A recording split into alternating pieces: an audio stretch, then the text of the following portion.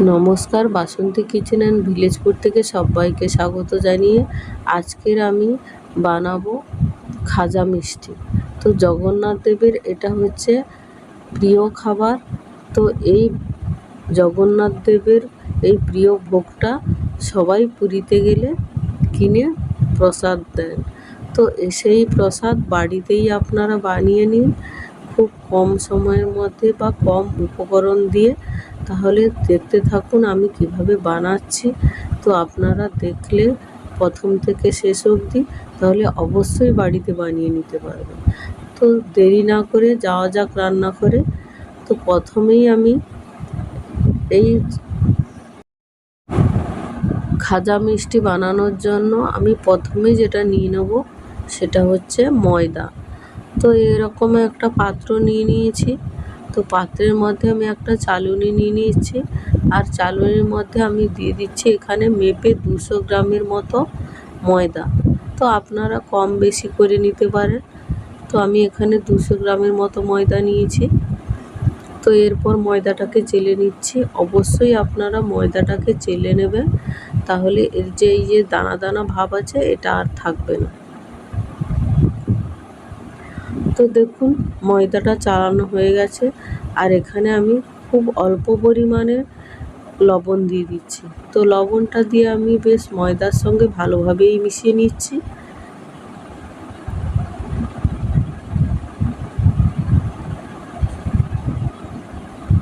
তো দেখুন বেশ ভালোভাবে মেশানো হয়ে গেছে। তো এরপর আমি কিছু উপকরণ মেশাবো, তো আপনারা দেখতে থাকুন। তো এখানে আমি নিয়ে নিচ্ছি ঘি।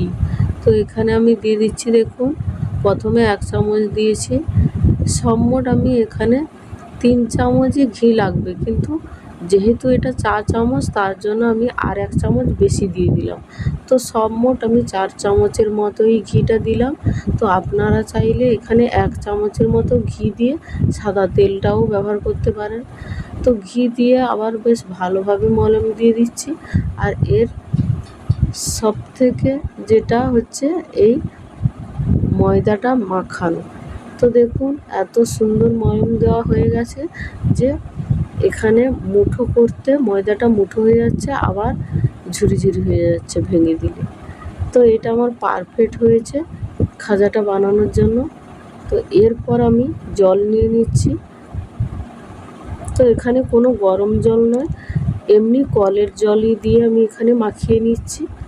দেখুন এরপর অল্প অল্প জল দিয়ে এই ময়দাটাকে মেখে নিতে হবে। একদম বেশি জল দেওয়া যাবে না, যদি পাতলা হয়ে যায় তাহলে খাজাটা ভালো হবে না। তার জন্য অল্প অল্প জল দিয়ে এইরকমভাবে মাখিয়ে নিতে হবে।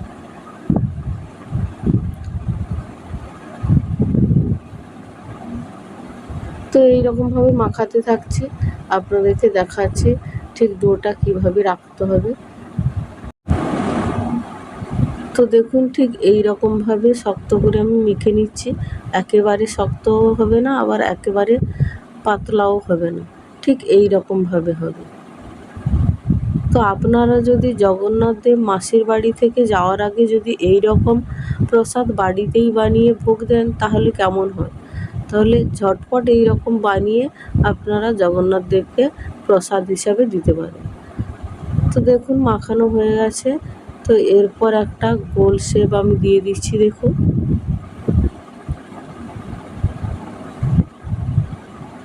তো দেখুন গোল শেপ দেওয়া হয়ে গেছে।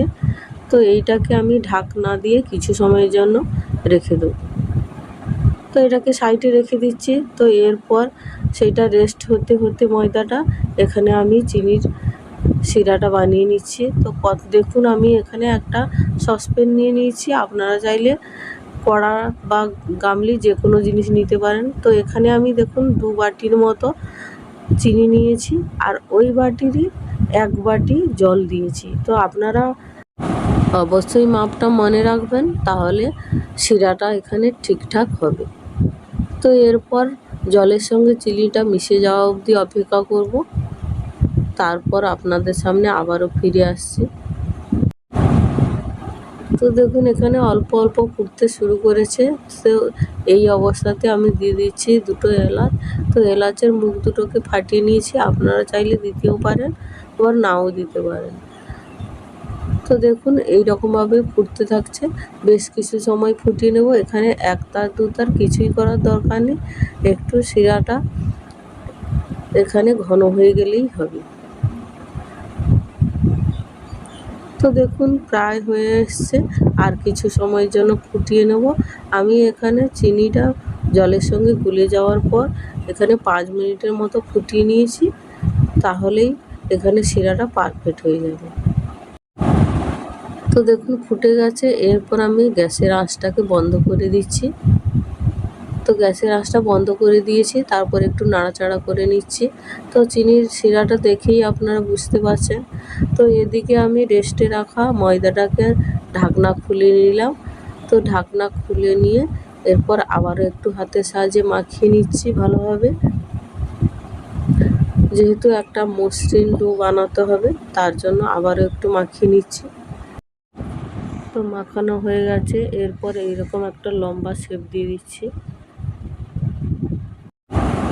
তো এরপর আমি ছোট ছোট করে লেচি কেটে নিচ্ছি। আপনারা যেরকম রুটি করতে গেলে যেরকম লেচি কাটেন ঠিক সেই রকমভাবে কেটে নেবেন।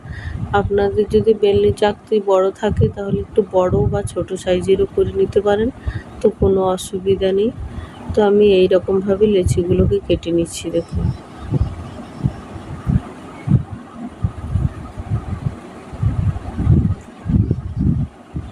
তো দেখুন এখানে লেচি কাটা হয়ে গেছে, আমার এখানে 5 থেকে 7টা লেচি হয়েছে।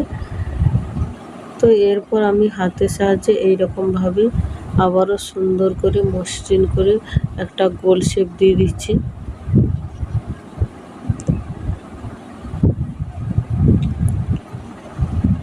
তো এইরকমভাবে সবগুলোকেই আমি বানিয়ে নেব। তো দেখুন শেষের লেচিটাকেই আমি মসৃণ করে বেলে নিয়েছি। তো এরপর এটাকে আমি সাইডে রেখে দিচ্ছি। তো এরপর আমি যেটা নিচ্ছি সেটা হচ্ছে বেলুন চাকতি। তো বেলুন চাকতির সাহায্যেই বেলে নিতে হবে, তার জন্য আমি এই বেলুন চাকতিটা নিয়ে নিয়েছি। তো এরপর এখান থেকে একটা লেচি নিয়ে ময়দার ওপরে দিয়ে এইরকম চেপে চেপে ময়দাটাকে নিয়ে নিতে হবে। নিয়ে ঠিক আপনারা যেরকম রুটি বেলেন ঠিক সেই রকমভাবে বেলে নিতে হবে। খুব একটা পাতলা করে নিতে হবে বেশ, তাহলে এর লেয়ারটা খুব পাতলাভাবেই হবে, খাজার লেয়ারটা। তো দেখুন এই রকম ময়দার সাহায্যে আমি বেলে নিচ্ছি। তো দেখুন প্রথম রুটিটা বেলা হয়ে গেছে, আর ঠিক এই রকমভাবে পাতলা রাখতে হবে। তো এটাকে একটা পাত্রের মধ্যে আমি রেখে দিচ্ছি, দিয়ে আবারও একটা লেচি নিয়ে নিলাম। ঠিক এই রকমভাবে সবগুলো লেচি আমি রুটি বানিয়ে নেব এইরকমভাবে। তো দেখুন এই রকমভাবে আমি শেষেরটাকেও বানিয়ে নিয়েছি। তো এরপর একটা পাত্রের মধ্যে আমি সবগুলো রুটি নিয়ে নিচ্ছি। সবগুলো বেলা হয়ে গেছে দেখুন। তো দেখুন সবগুলো বেলা হয়ে গেছে। তো চাকতির উপরে আবার একটা লেচি নিয়ে নিলাম, আর এখানে নিয়ে নিচ্ছি ঘি। তো আমি ব্রাশের সাহায্যে এর ওপরে ঘি এইরকমভাবে ব্রাশ করে দিয়েছি। তো আপনারা চাইলে এখানে সাদা তেলটাও ব্রাশ করতে পারেন যদি বেশি ঘি না ব্যবহার করতে পারেন। তো সাদা তেল দিলেও কোনো অসুবিধা নেই। তো আমার এখানে ঘি বাড়িতে আছে বলে আমি এখানে পুরোটাই ঘি দিয়ে ব্যবহার করছি, তাহলে এর ফ্লেভারটা খুবই সুন্দর আসবে। তো আর ওপর থেকে অল্প ময়দা আমি এইরকমভাবে ছিটিয়ে দিচ্ছি দেখুন। তার ওপরে আবারও একটা আমি এইরকম বেলে রাখা রুটি দিয়ে দিচ্ছি দেখুন এর ওপরে, ঠিক এইরকমভাবে দিয়ে দিলাম। তারপর আবারও এইরকমভাবে ব্রাশ করে দিচ্ছি।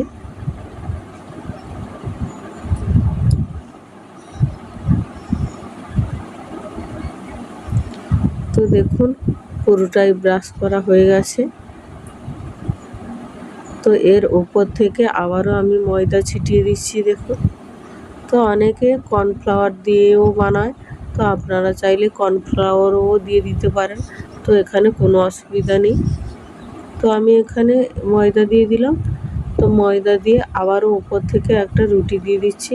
ঠিক এই রকমভাবে 4 থেকে 5টা রুটি আমি এই রকমভাবে লেয়ার দিয়ে দিয়ে বানিয়ে নেব। তো দেখুন সব শেষে রুটিটাই আমি দিয়ে দিলাম, দিয়ে এর উপরে আবারও এইরকমভাবে আমি ঘিটা ব্রাশ করে দিচ্ছি। এটা সব শেষের রুটিটা দিয়ে দিলাম।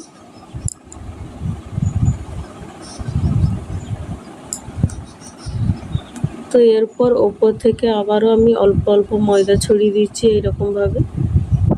তো এরপর যেটা করতে হবে আপনারা দেখতে থাকুন, তাহলে অবশ্যই বুঝতে পারবেন যে কিভাবে আমি বানাচ্ছি। তো এরপর হাতের সাহায্যে আমি এইরকমভাবে তুলে নিচ্ছি, আর তুলে নিয়ে ঠিক এই রকম আস্তে আস্তে করে গোল করে নিতে হবে। আপনারা যেরকম রোল বানান ঠিক সেই রকমভাবে আস্তে আস্তে করে গোল করে নিতে হবে। তো দেখুন গোল করা হয়ে গেছে। এরপর হাতের সাহায্যে এই রকম করে আর একটু লম্বাটে করে দিতে হবে। তো দেখুন লম্বাটে শেপ দেওয়া হয়ে গেছে।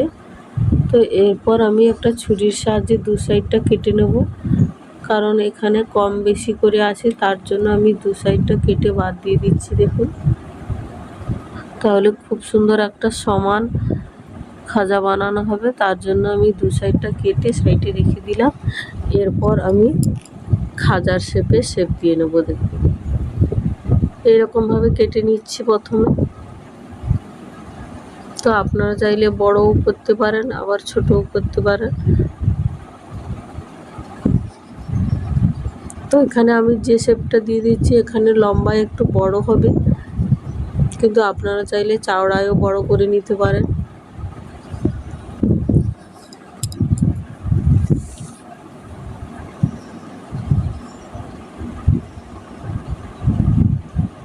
তো দেখুন আমার এই সবগুলো প্রায় কাটা হয়ে গেছে।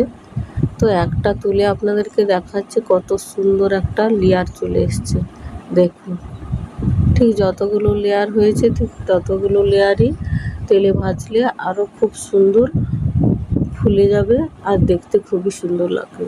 তো এগুলোকে আমি এই রকম করে সাইডে সাইডে রেখে দিচ্ছি। দেখুন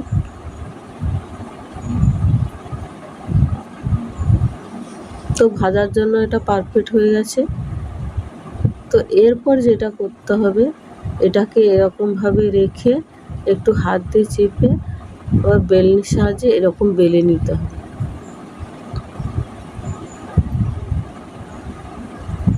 আমি পাতলা করব তার জন্য আরেকটু বেলে নিয়েছি। দেখুন ঠিক এই রকমভাবে হয়েছে। তো এটাকে সাইডে রেখে সবগুলোকেই এই রকমভাবে আমি বানিয়ে নেব। তো দেখুন সবগুলো বেলা হয়ে গেছে, আর একটা থালার মধ্যে আমি তুলে নিয়েছি সবগুলোকে। তো এদিকে আবারও গ্যাসের ধারে চলে এলাম, আর গ্যাসের মধ্যে গ্যাসটা জ্বালিয়ে আমি একটা কড়া বসিয়ে দিচ্ছি। আপনারা দেখতে থাকুন। তো গ্যাসটা জ্বালানো হয়ে গেছে। তো এরপর একটা কড়া বসিয়ে দিলাম। তো কড়ার মধ্যে আমি ডুবো তেলে ভাজার জন্য এই খাজাগুলো দিয়ে দিচ্ছি। দেখুন তার জন্য আমি এখানে তেল দিয়ে দিয়েছি। তো এখানে আমি সাদা তেল দিয়েছি। তো আপনারা ভাজার জন্য সাদা তেলটা অবশ্যই নেবেন। তো এরপর তেলটা হালকা গরম হতে দেব। তো এখানে বেশি গরম করতে দেওয়া যাবে না, হালকা গরম রাখতে হবে তেলটাকে। তো দেখুন এরপর আমি আস্তে আস্তে এই ময়দার লেচিগুলোকে ছাড়তে থাকবো। তো তেলটা ঠিক এইরকমভাবে গরম দিতে হবে, বেশি গরম করতে দেওয়া যাবে না। বেশি গরম করতে দিলে তাহলে ওপর থেকে পুড়ে যাবে আর ভেতরটা কাঁচা থেকে যাবে, তাহলে মুচমুচে ভাব আসবে না। তো এই রকমভাবে খুব আস্তে আস্তে আমি ভেজে নেব, যতক্ষণ না তেলের ওপরে এই লেচিগুলো ভেসে উঠছে ততক্ষণ পর্যন্ত আমি খুন্তির সাহায্যে নাড়ব না। তো দেখুন তেলের ওপরের দিকটাতে একটা একটা করে ভেসে উঠছে।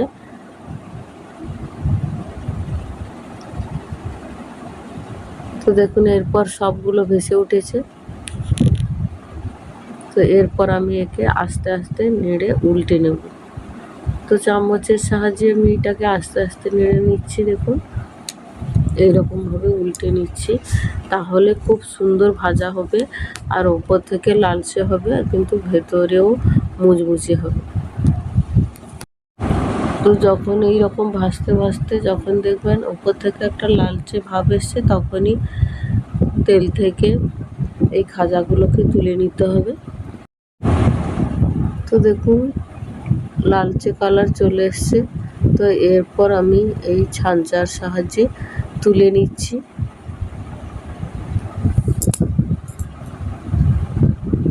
তো এরপর আমি তেলটাকে ঝরিয়ে নেব এইরকমভাবে ধরে, যেহেতু অনেকগুলো লেয়ার আছে এই লেয়ারের মধ্যেই তেলটা ভেতরে থেকে যায়, তার জন্য এইরকমভাবে ধরে রাখলে দেখবেন তেলটা খুব সহজেই ঝরে যাবে।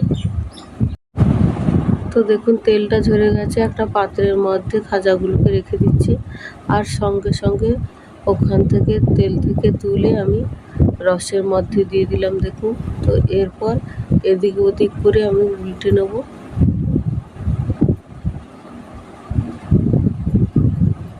ঠিক এইরকমভাবে উল্টে নিতে হবে। আর রসের মধ্যে বেশি সময় রাখা যাবে না, তাহলে খাজাগুলো একদম নরম হয়ে যাবে আর মুচমুচে থাকবে না। তো এইরকম অল্প কিছু সময়ের জন্য রাখলেই খাজার মধ্যে রসটা সোক করে নেবে।